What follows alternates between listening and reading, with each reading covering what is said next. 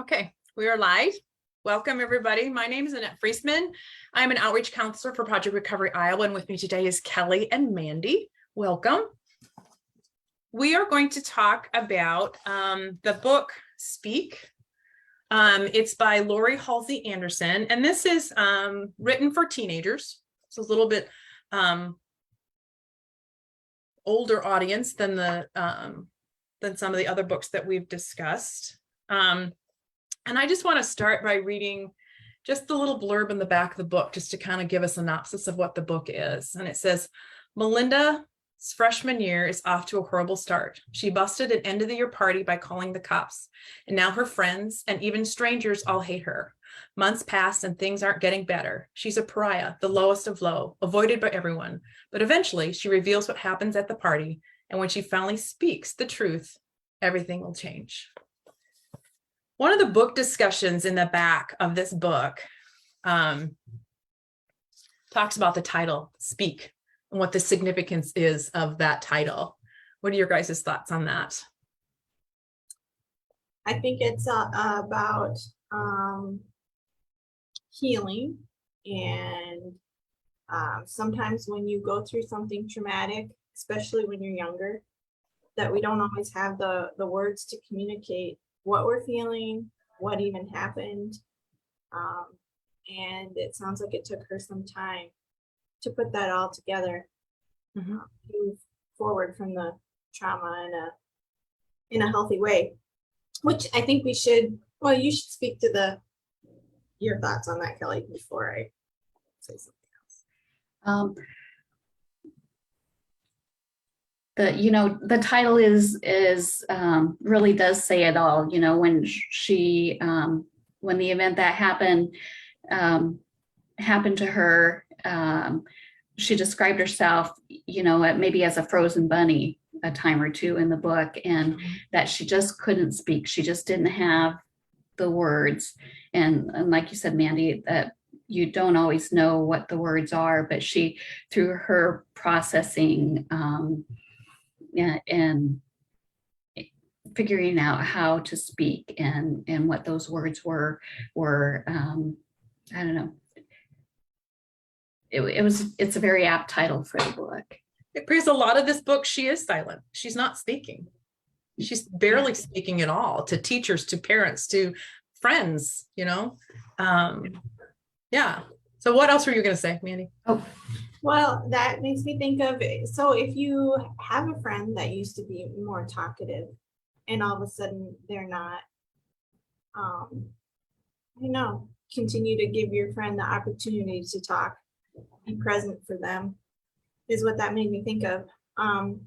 But I also thought you mentioned that it's for older teens, and I thought maybe we should mention why, in case somebody's listening that hasn't already read it. Yeah, I kind of forgot about that part of it, but it is about a trauma that happened to this girl, and we don't really find out what that is till you're quite a bit into that book. But if you've had a traumatic thing happen to you, it can trigger it can open some wounds if you've had something like this happen to you in your past, or know somebody who's had it's sexual assault is what the trauma is in this book, right? And I think that's part of the Speak, right? Because she can't label that. She doesn't know. She can't put her finger on, this is what happened to me, right? She knew she was hurt, but she didn't have the words for a long time to describe what happened to her, which is part of the reason why she's silent. She feels like she lost all her friends. She starts that freshman year. Like she said, she's a pariah. She didn't, even her best friend from elementary school won't talk to her, So there's that whole freshman year of, she has a new friend, right? That's kind of her friend. And she says something about, she wants a friend, but not a true friend. She wants a friend as accessory, so they don't ask stupid questions. She didn't want to talk about it, so she didn't want a lot of questions. She just needed someone to hang out with, right? Someone to be, with as part of that. But I think also it's more than just the trauma, right? So it goes into, she's I would say she's depressed in this book. I mean, they don't label it as such, but I would say she's going through depression, isolation, because she has no friends. And then you have the initial trauma, and then there's the trauma after that, right? With all the things that she can't, there's no fitting in. She doesn't have a clan. So that, I mean, there's a lot of things going on in this book that I think teenagers all, deal with besides the trauma itself.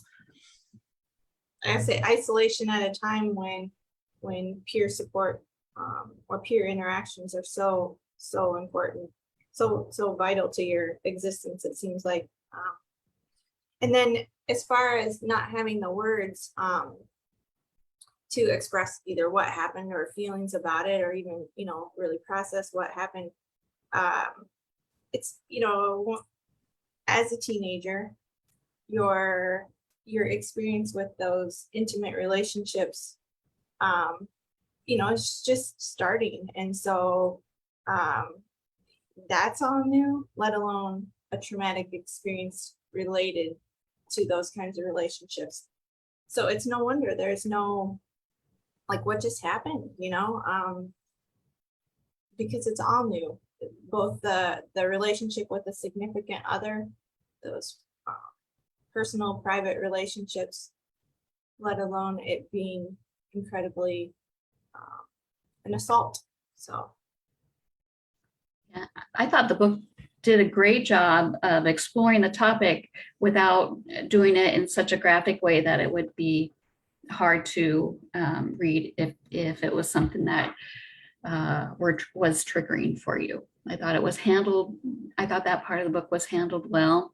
And I think another thing that was handled well is that it really shed light on that even when she isn't speaking, there's a lot going on the inside. She's processing continually. It's not just the traumatic event that happened to her. It's the way that her peers treat her after that. It's the way that she chooses not to speak to anybody, and how she has to find outlets that help her along her path. I think the author does a good job too of, she's not speaking, but does a good job of actually explaining or going through what is really happening to her, what's going on in her head, what's she thinking, how she's processing, how she's working through, what all the things that she needs to work through. I think she did a really good job of that. Putting the internal dialogue down, yes, for us to follow along in the process. Yeah. So a safe place.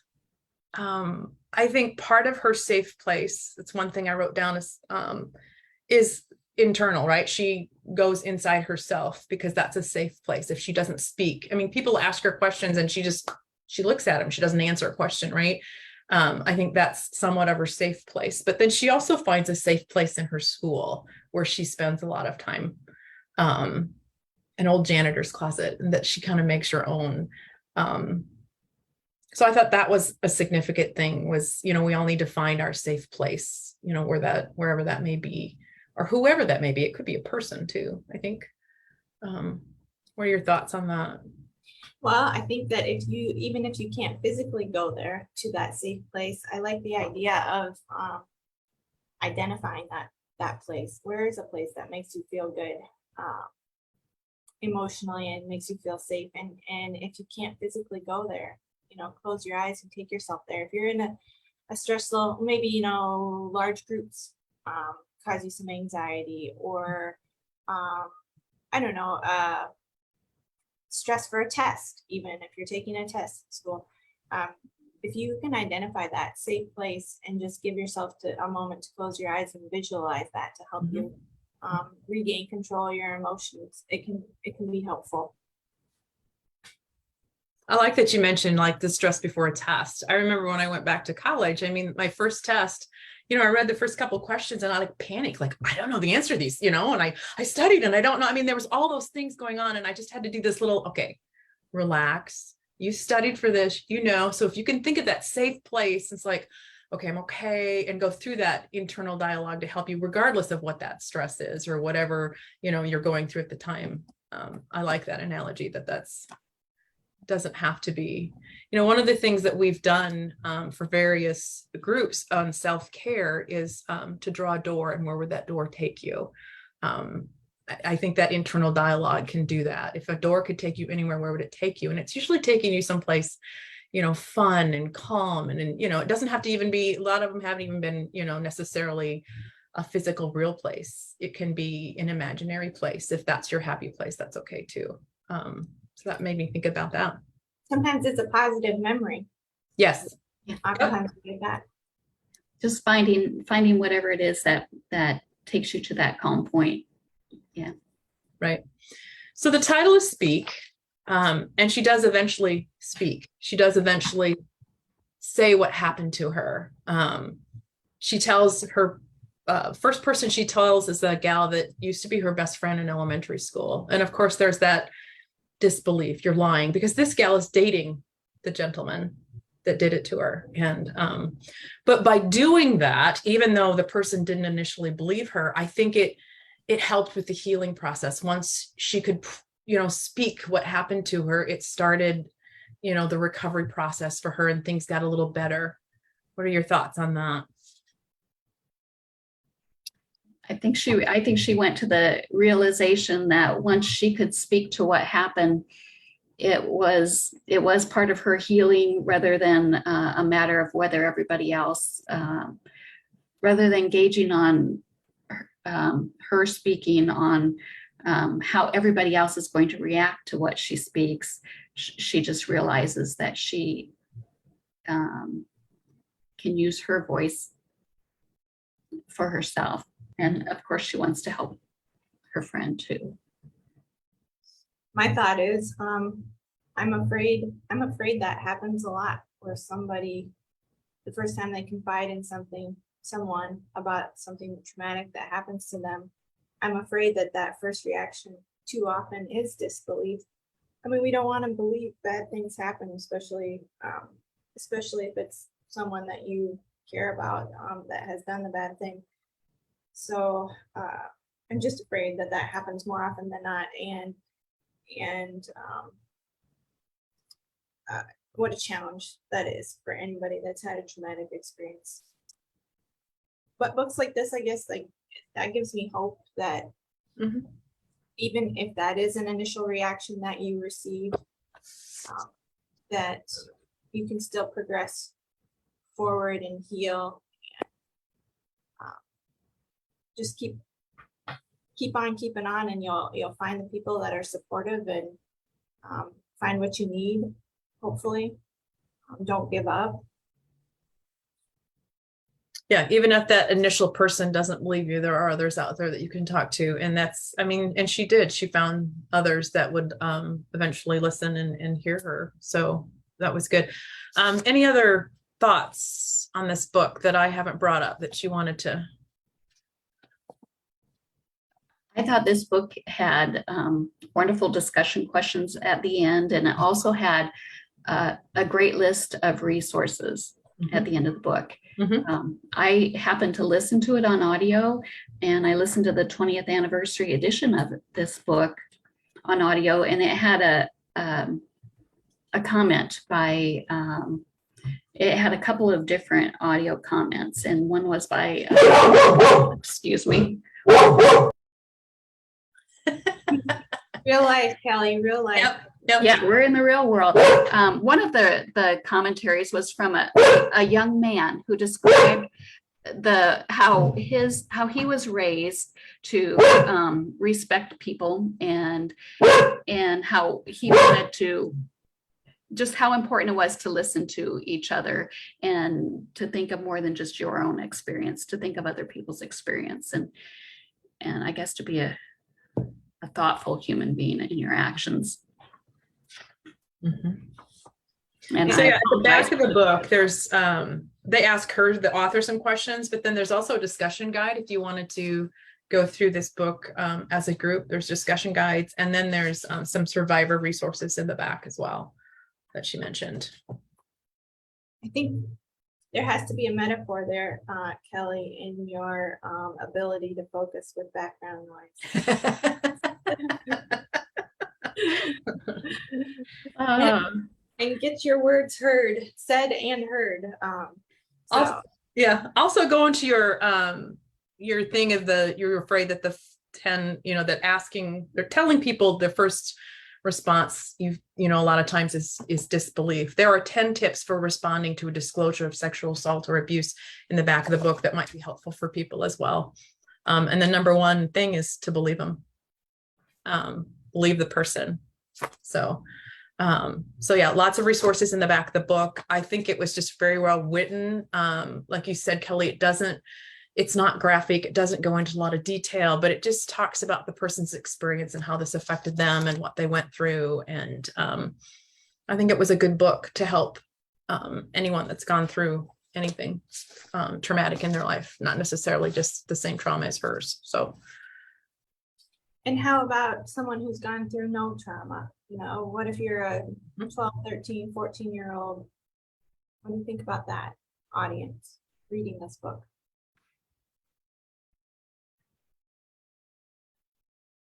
I think it can be good for anybody, whether you've gone through the trauma or not, because you can kind of learn from her experience, right?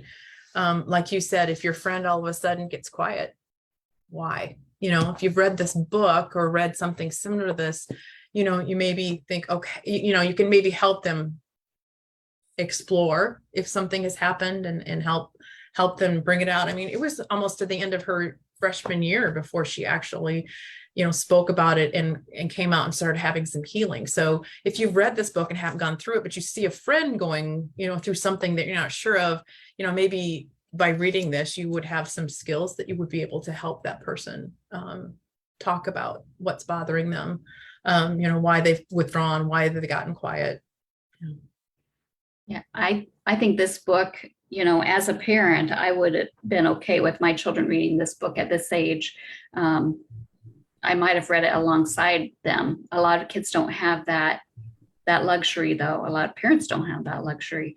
But I think that the nature of reading this book and the way that she tells the story of this book is done in such a way that it really helps you see different sides of this situation.